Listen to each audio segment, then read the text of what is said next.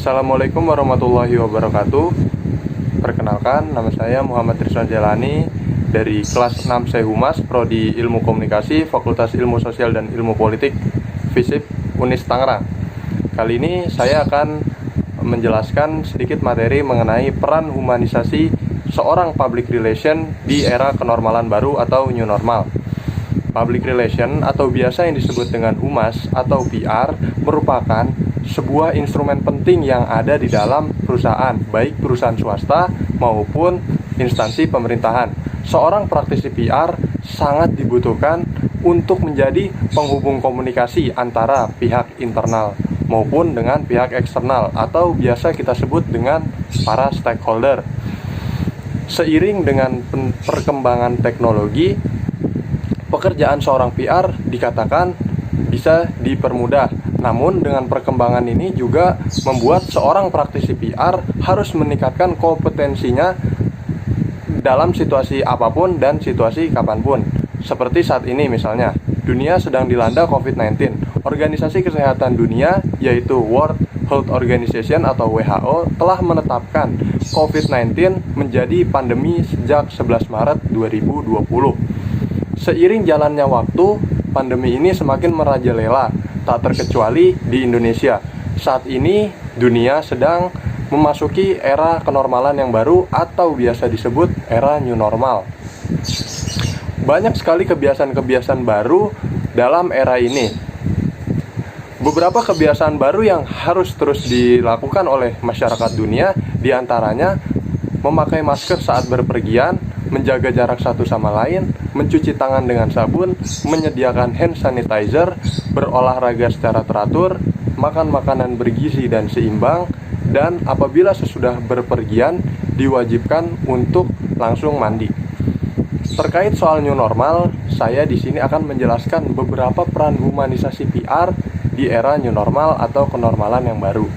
Di Indonesia, banyak masyarakat yang mengalami disinformasi dan menerima hoax atas berita COVID-19.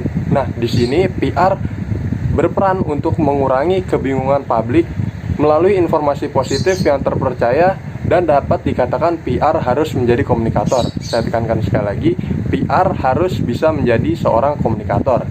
Apa itu komunikator? Yaitu seorang PR harus gencar mengkomunikasikan kebijakan-kebijakan suatu perusahaan terkait dengan era new normal seperti ini. Seperti protokol kesehatan yang dilaksanakan di suatu lingkungan perusahaan serta pelayanannya. Jika kita berbicara keadaan seperti ini, semua orang harus berperan sebagai PR. Artinya bukan lagi soal profesi. Hal-hal yang dilakukan PR, misalnya membuat citra positif untuk Indonesia, memberikan informasi yang objektif dan membawa spirit positif harus dapat dilakukan oleh kita semua. Tentu saja dengan pemilihan konten dan saluran yang tepat. Tak sampai di situ, seorang PR juga harus mendukung kebijakan perusahaan maupun instansi pemerintah, atau dapat dikatakan mensupport semua kebijakan yang dikeluarkan oleh pemerintah maupun perusahaan swasta. Seorang PR harus selalu berkoordinasi dengan pihak terkait kebijakan perusahaan supaya kebijakan yang diimplementasikan atau diwujudkan dapat terwujud sesuai rencana. Apabila seorang PR tidak dapat berkoordinasi dengan para stakeholdernya, maka kemungkinan besar kebijakan tersebut tidak akan terwujud. Salah satu contoh koordinasi dilakukan seorang PR seperti menginformasikan situasi aman terkait perusahaan. Selanjutnya, seorang humas atau seorang PR harus bisa beradaptasi dengan kondisi apapun. PR harus dapat berperan aktif dengan membangun dan mengelola krisis yang terjadi.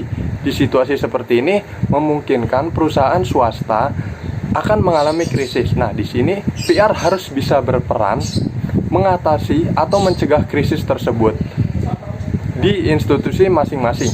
PR bisa mengatasi krisis tersebut dengan beberapa cara. Seperti pertama, PR harus memonitoring setiap kebijakan perusahaan yang telah dibuatnya dengan data-data yang tersaji.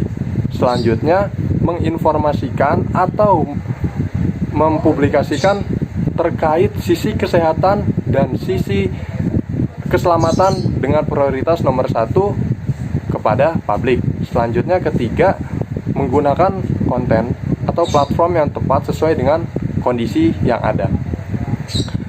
Peran selanjutnya dalam menghadapi era keterbukaan ini tentu saja seorang PR harus mampu mengkonversi segala bentuk komunikasi menjadi going digital. Apa itu? Misalnya kegiatan live streaming, rapat lewat video conference, dan berbagai program virtual lainnya. Seorang PR atau humas harus menguasai teknik-teknik seperti itu. Untuk itu, para praktisi humas harus siap dengan sistem yang ada.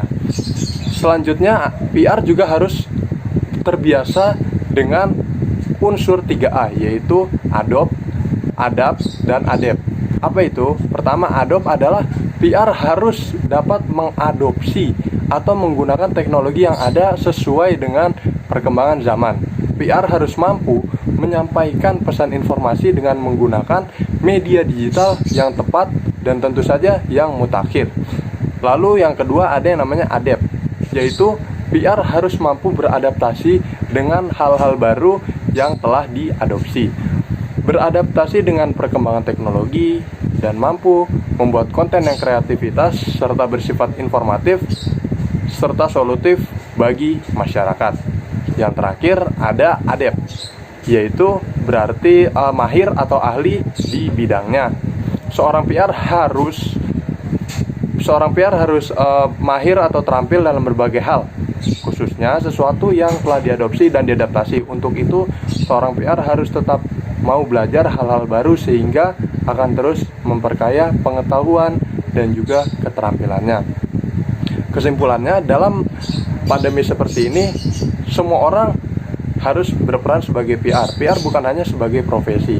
Kita harus menimbulkan citra-citra yang positif bagi Indonesia, menumbuhkan spirit yang baik untuk Indonesia guna menghentikan penyebaran laju COVID-19 ini. Sekian video yang bisa saya buat mengenai materi peran humanisasi public relation di era new normal ini. Kurang lebihnya mohon maaf. Billahi taufiq wal hidayah. Wassalamualaikum warahmatullahi wabarakatuh.